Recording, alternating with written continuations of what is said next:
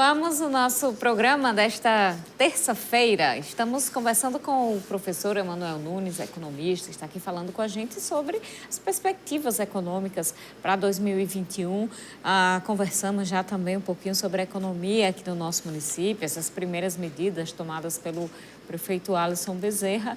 Então, se você quiser mandar sua observação, seu alô aí, sua pergunta, manda nas nossas redes sociais, temos Twitter, temos Facebook, Instagram e WhatsApp. Você procura aí sua rede social preferida e manda sua mensagem para a gente aqui. Participe do programa, me ajude a fazer o programa de hoje. Tenho aqui já alguma participação, temos o Osaniel Mesquita. Muito obrigada pela audiência, viu? O ex-vereador Osaniel Mesquita está mandando um grande abraço ao professor Emanuel, diz que teve a grata satisfação e a alegria de conhecer e conversar com ele. Muito obrigada, meu querido, pela sua audiência. Lembrar para você, pessoal, que está no forno a edição 2021 do programa Conversa de Alpendre. Mês de janeiro é mês de veraneio, é mês de alpendre, mas a gente continua conversando sobre política. Nesta sexta-feira estreia o programa Conversa de Alpendre, você acompanha ligado aqui na TCM.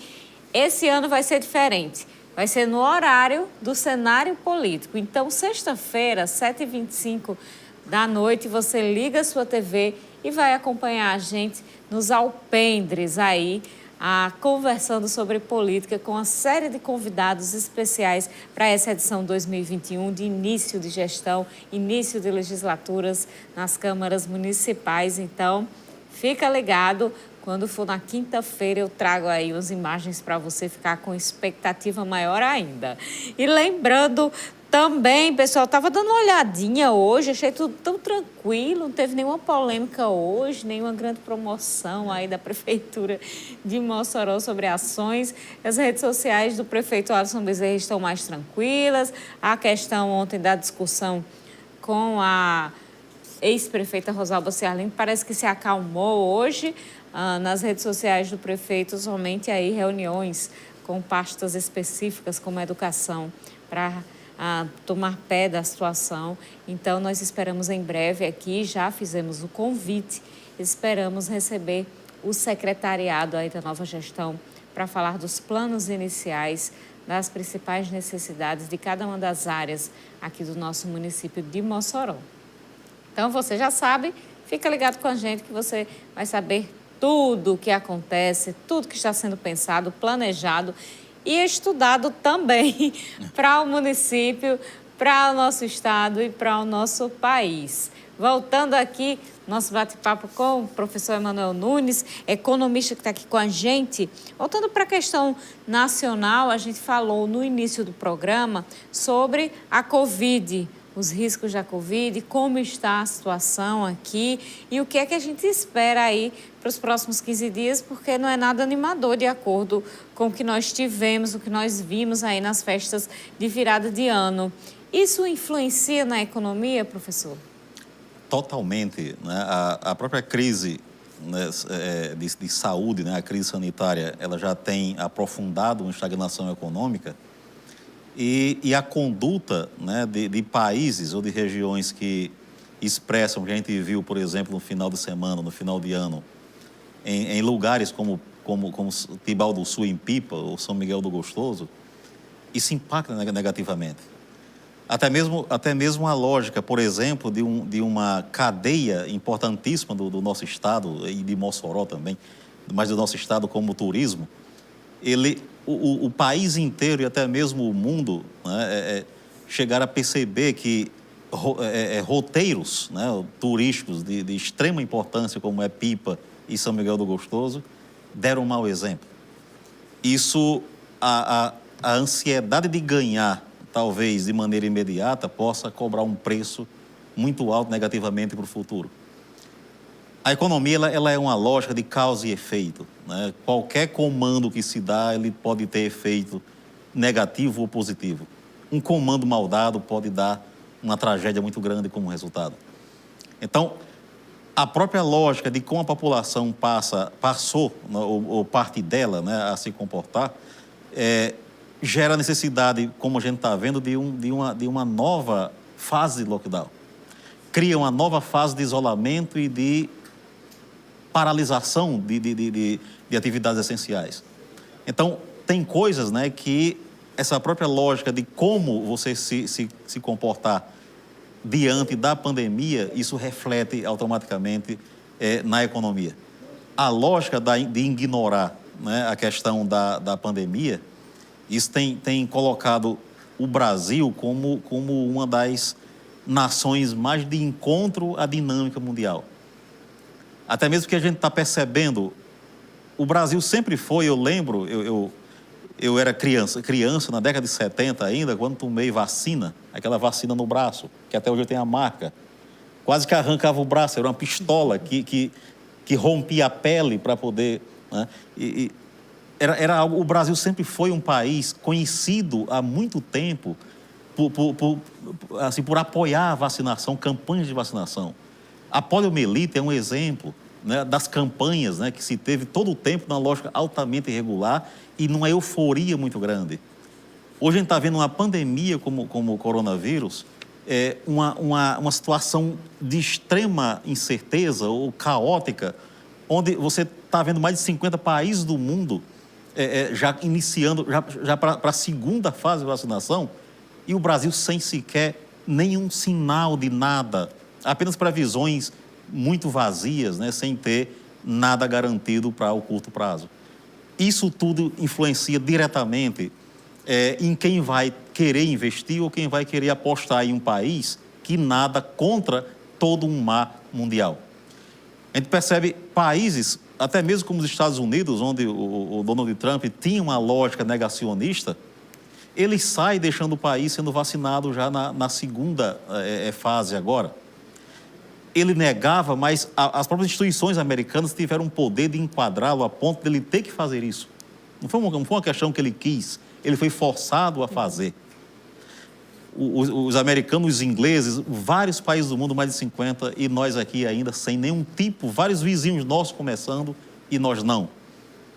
Isso cria um isolacionismo muito grande e demonstra não somente uma lógica de negação, mas uma incompetência política de gestores, tanto de cima a baixo das esferas de poder, com relação à crise, né, da pandemia. Isso assusta. Eu mesmo, como cidadão, eu me sinto muitas vezes assustado. Eu tenho tido, assim, muito fortemente a bênção de poder me isolar, de poder... Mas a gente percebe que a grande maioria da população brasileira não tem essa condição, principalmente de autônomos, pessoas que precisam sair de casa para buscar o sustento. Isso é algo que, a partir de 2021 agora, isso torna cada vez mais complicado. E esse é um ponto que a gente, como economista, não é bom a gente vir dar esse tipo de cenário, porque o bom é a gente chegar aqui, diante da televisão, e repassar para a população uma lógica de otimismo, de que a coisa está tendendo a ser melhor. Mas a lógica ela é realista, onde, infelizmente, a gente está numa situação, num contexto ou num cenário que não é muito animador com relação à economia para 2021. E aí tem muita gente que precisa sair de casa para trabalhar e tem muita gente também que está desempregada nessa pandemia. E aí o auxílio emergencial acabou. Como é que fica o país agora sem esse auxílio emergencial? Esse é o grande ponto, Carol, que, por exemplo, nós vimos há pouco tempo a própria governadora do estado, o secretário Aldemir Freire, que é um colega meu que eu admiro muito, mas há uma euforia, por exemplo, com relação à arrecadação do estado. O estado arrecadou bastante, inclusive teve recorde de arrecadação ultimamente. Mas a arrecadação do estado pobre como o Rio Grande do Norte, ele é em cima do consumo. Como nós somos um estado que produzimos pouco, ou quase nada em relação à economia nacional, nós produzimos muito pouco. Então, a tributação estadual, ela parte muito em função do consumo.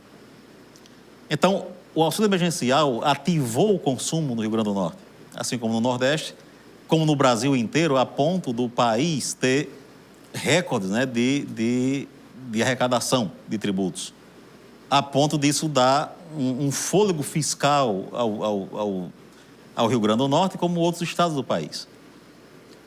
Tirando o auxílio emergencial, isso pode desestruturar toda a cadeia, né, de arrecadação, a ponto de levar a uma crise ainda mais profunda fiscal. Infelizmente, o que me espanta mais ainda é não ter visto durante todo esse processo, todo esse período do auxílio emergencial, uma preocupação ou uma elaboração de um plano capaz de, quando sair do auxílio emergencial, você ter algum tipo de ação de Estado robusta para poder começar um processo de criação de empregos e crescimento econômico. Os Estados Unidos, nos anos 30, a partir da crise de 29, foi a maior crise econômica da história. O governo do Franklin Delano Roosevelt criou o famoso New Deal, né, que é o novo acordo, né, que ele determinou claramente quais os setores da economia que iriam ter um investimento pesado do poder público americano. E foi aí que o próprio Delano Roosevelt, dos Estados Unidos, com o economista Schacht na Alemanha, que eles fizeram uma dobradinha, até mesmo sem se comunicarem, onde a grande sacada foi o grande investimento em setores públicos, principalmente em obras públicas. Por exemplo, o economista John Maynard Keynes se inspirou nas ações do Delano Roosevelt e no Schacht da Alemanha para criar a ortodoxia da economia capitalista a partir dos anos 40, que é o que a gente vive ainda até hoje muito fortemente com a ação do Estado no capitalismo. A lógica nossa aqui, os americanos já têm visto, o próprio Joe Biden já tem colocado muito claro que tipo de setores vão ser premiados agora com o governo dele com relação a um novo plano econômico. Nós não temos nada aqui sobre isso.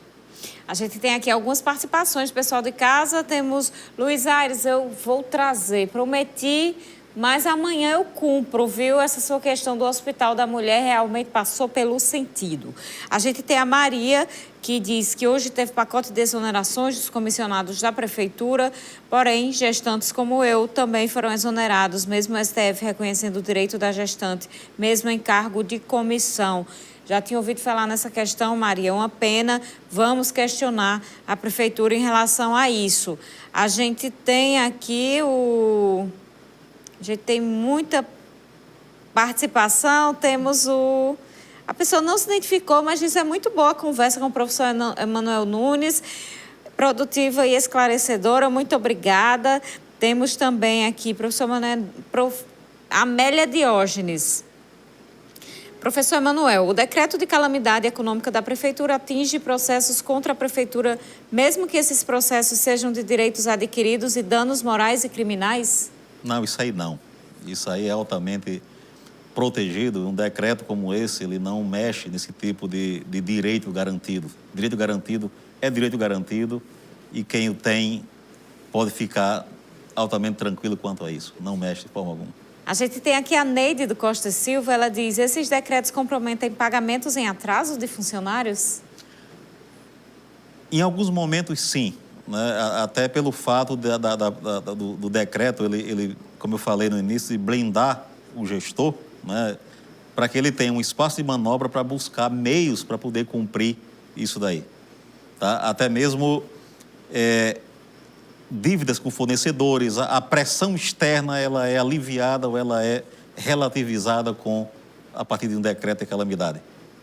É uma blindagem, é uma forma do gestor se colocar, pedir pelo menos um fôlego para poder gerir minimamente o caos que encontra. Aqui, quero mandar um alô para Marlete. Obrigada, viu, Marlete? Quem mandou áudio aqui, infelizmente, não tenho como ouvir na hora do programa. Nosso tempo já está no fim. Professor Emanuel Nunes, muito obrigada pela presença e pela conversa no programa de hoje. Eu que agradeço, Carol, agradeço ao Cenário Político.